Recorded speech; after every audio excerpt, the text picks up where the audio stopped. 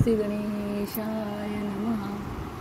आज मी तुम्हाला सैनिक या विषयाची गोष्ट सांगणार आहे. भारतीय सैनिकांच्या शौर्याला नमन करण्याचा दिवस. सैनिक आणि वीरमरण हे जवळपास दृढ असे नातेच असते. काहींचे ते फलद्रूप होते, काहींना जीवदान मिळते तर काहींना अर्धदान मिळते. ते अशा अर्थाने की काही सैनिक हे जायबंदी होतात, जखमी होतात, ज्यात त्यांच्या शरीराचे एखादे अंग कायमचे निकामी किंवा शरीरापासून वेगळे होते. युद्धातील शरीरावरील व्रण, दुभंगलेली अवयवे ही सुद्धा शरीरावरील आभूषणांप्रमाणेच ते मिरवतात. त्यांना त्याबद्दलच्या काही पदके किंवा आर्थिक लाभाची अपेक्षा नसते, परंतु त्यांच्या या त्यागाची अंशिक का होईना भरपाई मिळावी ही देशाची जबाबदारी नाही तर कर्तव्य असते, आणि ते मिळतेही. त्यावर कुणाला आक्षेपही नसावा. काही वेळा ही भरपाई दिवंगत सैनिकाच्या पत्नीस मिळावी की पालकांना हा विवाद निर्माण होतो. कायद्याने तो त्या सैनिकाच्या पत्नीस मिळतो, पण काही वेळा तो सैनिक आपल्या पालकांचा एकुलता एक मुलगा असतो व वृद्धापकाळासाठीची ती काठी असते. जर त्याचे आर्थिक उत्पन्न कमी असेल आणि हुतात्म्याची पत्नी नंतर त्यांच्यासोबत राहणार नसेल, तर या मिळालेल्या आर्थिक लाभाचा काही भाग त्यांनाही दिला पाहिजे, कारण त्यांनीही त्यांचा पुत्र गमावलेला असतो. अर्थात ही फक्त भावनिक बाजू आहे. कायदा वेगळं म्हणतो आणि त्यात बदल झाल्याशिवाय यात काही होऊ शकत नाही, आणि मग ही प्रस्तावना लांबत चालल्याने पस्तावण्याची वेळ येऊ नये. तरी पण कायद्यात बदल होणे गरजेचे आहे. आता आपण जे लोक हुतात्मा होतात त्यांच्यासाठीचे काही गोष्ट तुम्ही ऐकून घ्यावी ही विनंती आहे.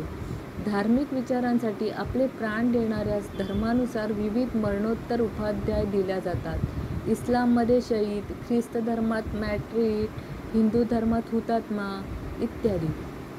पण भारतीय सैन्य धर्मनिरपेक्ष तत्वावर काम करीत असल्याने या उपाध्या अधिकृतरित्या वापरल्या जात नाहीत, तर थेट शब्दात killed in action, battle casualty, died of wound असे शब्दप्रयोग केले जातात, आणि या शब्दांना परिस्थितीनुसार वेगवेगळ्या अर्थाच्या छटा असतात असे समजते.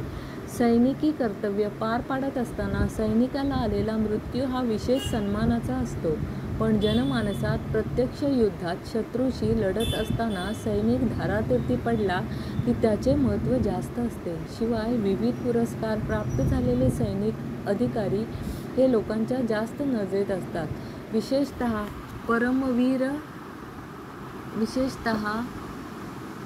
परमवीर चक्र, शौर्य चक्र इत्यादी प्राप्त सैनिक किंवा अधिकारी खरे तर देशासाठी गेलेला प्रत्येक जीव आपल्यासाठी सदैव नमस्कारणीय आणि प्रिय असो. भारतीय लष्कर आपल्या मित्र देशांतील सैनिकांना, अधिकाऱ्यांना प्रशिक्षण प्रदान करत असते. यात प्रामुख्याने आशियाई, आफ्रिकी देशातील सैनिकांचा, अधिकाऱ्यांचा समावेश असतो. जागतिक राजकारण युद्धनीतीदृष्ट्या हे अत्यावश्यक आहे. चीनला शह देण्यासाठी व्हिएतनाम या देशाशी सुद्धा आपले मैत्रीपूर्ण संबंध असून त्यांचा एक तरुण भारतात दिंडीगल, हैदराबाद येथील हवाई प्रशिक्षण केंद्रामध्ये प्रशिक्षणार्थी होता. पण हा प्रशिक्षणार्थी काही कारणांनी त्यांच्याकडून अपेक्षित असलेला दर्जा राखू शकत नव्हता. प्रशिक्षण कालावधी जवळजवळ संपत आला होता, तरी या प्रशिक्षणार्थी पायलटची मनस्थिती पूर्ण तयार नव्हती. त्याचे प्रशिक्षण अर्धवट सोडून जाणे योग्य दिसणार नव्हते. शिवाय भारताच्या प्रशिक्षण संस्थांच्या इब्रतीचा प्रश्न होताच. अशावेळी हे चक्रव्यूह भेदायला एक अभिमन्यू स्वयंस्फूर्तीने पुढे आला. अभिमन्यू राय, ग्रुप कॅप्टन श्री अमिताभ राय याचे सुपुत्र. लहानपणी त्यांनी पायलट होण्याचे स्वप्न पाहिले आणि प्रत्यक्षात उतरवले. NDA खडकवासला येथे 123व्या तुकडीत त्यांनी प्रवेश प्राप्त केला आणि प्रशिक्षण यशस्वीरित्या पूर्ण करून ते इंडियन एअरफोर्स फ्लाईंग ब्रांच 192 मध्ये निवडले गेले आणि 2013 मध्ये एक अत्यंत कुशल वैमानिक बनून देशसेवेमध्ये रुजू झाले. अंगभूत कौशल्याच्या बळावर अभिमन्यू 2015 मध्ये फ्लाईट लेफ्टनंट बनले.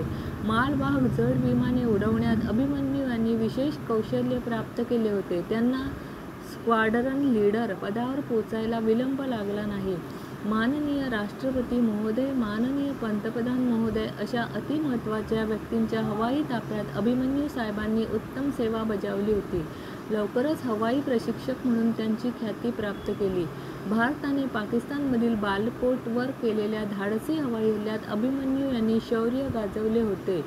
वर्ष 2023. अभिमन्यू राय हे डायल एअरबस हैदराबाद येथे कार्यरत होते. 4 डिसेंबर 2023 सकाळचे 8:15 वाजले होते. पिलॅटस PC-7 MK सेकंड हे प्रशिक्षण लढाऊ विमान सज्ज आहे. विमानात व्हिएतनाममधून आलेले प्रशिक्षणार्थी पायलट वुहान थाईन तयार आहेत. त्यांना अभिमन्यू साहेब आज जादाचे प्रशिक्षण देण्यासाठी विशेष वेळ आणि परवानगी काढून विमानात उपस्थित आहेत. आज कमी उंचावरून वेगात उडवण्याचा सराव करायचा आहे. उड्डाण करून 40 मिनिटे झाली. सर्व काही ठीक सुरू असताना विमान जमिनीकडे अत्यंत वेगाने निघाले. खाली लोकवस्ती होती. कोणत्याही क्षणी विमान जमिनीला धडकेल अशी स्थिती.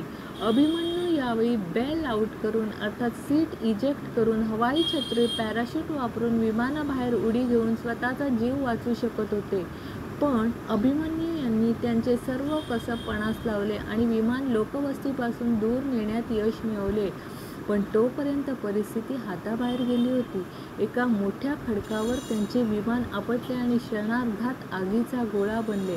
दोन्ही वैमानिक विमानातच अडकून पडले होते. त्यांचे देहावसान झाले. भारताने एक समर्थ, देखणा, शूर, उमदा वैमानिक प्रशिक्षक गमावला. व्हिएतनामने एक भावी वैमानिक गमावला. वीरमाता चित्रलेखा यांनी एकुलता एक मुलगा गमावला. आणि फ्लाईट लेफ्टनंट अशिक्षिता आणि स्क्वाड्रन लीडर अभिमन्यू राय याचा काहीच महिन्यापूर्वी सुरू झालेला संसार असा अकाली संपला. अभिमन्यू यांच्या सहधर्मचारिणी भारतीय हवाई दलात सेवेत आहेत. त्या दिवशी कमी उंचीवरून विमान उडवण्याचा सराव करताना प्रशिक्षणार्थी वैमानिकाचे विमानावरील नियंत्रण बहुधा सुटले असावे असे म्हटले जाते. अभिमन्यू हे वेगवेगळ्या बनावटीची 6 विमाने उडवू शकायचे. ही गोष्ट अत्यंत कठीण समजली जाते. अभिमन्यू यांच्याकडील परिवाराचे आणि त्यांच्या पत्नीच्या माहेरकडील परिवाराचे सुमारे 40 माणसे भारतीय सैन्यात विविध पदावर आणि विभागात सेवेत आहेत. सामान्य माणसाचे मरणे आणि सैन्य सेवेतील माणसाचे मरणे या 2 वेगळ्या गोष्टी असतात. एक सैनिक तयार व्हायला प्रचंड कष्ट, वेळ आणि पैसे लागतात.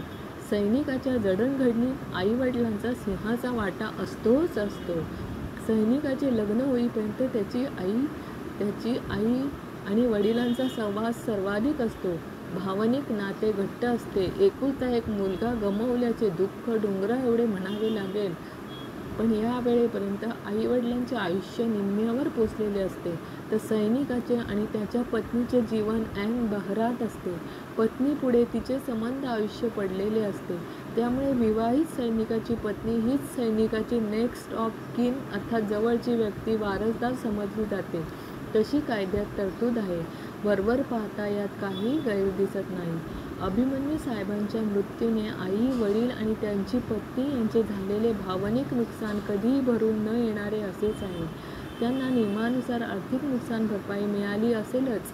पण देशसेवेत असताना आपला मुलगा गेला त्याला कोणी हुतात्मा समजत नाही याचे शल्य विशेष करून आईवडिलांना आहे. जनतेचे जीव वाचावेत म्हणून अभिमन्यू साहेब त्या जळत्या चक्रव्यूहात थांबून राहिले. त्यांनी ते विमान लोकवस्तीपासून दूर नेले. हा पराक्रमच नव्हे का, असा आईवडिलांचा समाजाला सवाल आहे. अभिमन्यूच्या आईवडिलांनी जिथे अभिमन्यू याचा मृत्यू झाला त्या जागेवर स्मारक उभारले आहे आणि स्थानिक प्रशासनाने परवानगी दिल्यास स्वखर्चाने स्मृतिवन तयार करण्याची त्यांची इच्छा आहे. त्यांचे वडील श्री अमिताभ राय आजही तरुणांना सैन्यात भरती होण्यासाठी विनामूल्य मार्गदर्शन करीत असतात. राय पती-पत्नी व्हिएतनाममध्ये जाऊन त्या वैमानिकाच्या घरी भेट देऊन आले आहेत. दोन्ही परिवार जीवनाने नव्हे तर मृत्यूने असे एकत्र आले.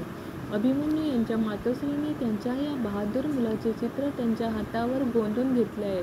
Permanent tattoo. हा टॅटू काढणाऱ्या कलाकाराने यासाठी मानधन नाकारले होते. हुतात्मा सैनिकाच्या पत्नीसह सैनिकाच्या आईवडिलांना सुद्धा तेवढाच सन्मान दिला जावा अशी त्यांची या व्यवस्थेकडे मागणी आहे, जी रास्तच आहे. जनतेने सुद्धा सर्वच हुतात्मा सैनिकांना सारखाच सन्मान राखला पाहिजे. त्यांच्या कुटुंबांना आत्मीयतेने लक्ष दिले पाहिजे. सैनिकाच्या मृत्यूनंतर पत्नी आणि आईवडील यांच्यात निर्माण होणारे आर्थिक विवाद सोडवण्यात सैनिकांनी पुढाकार घ्यायला पाहिजे. हुतात्मा अभिमन्यू राय यांना भावपूर्ण श्रद्धांजली आणि सर्व सैनिकांना सलाम. जय हिंद, जय महाराष्ट्र, वंदे मातरम.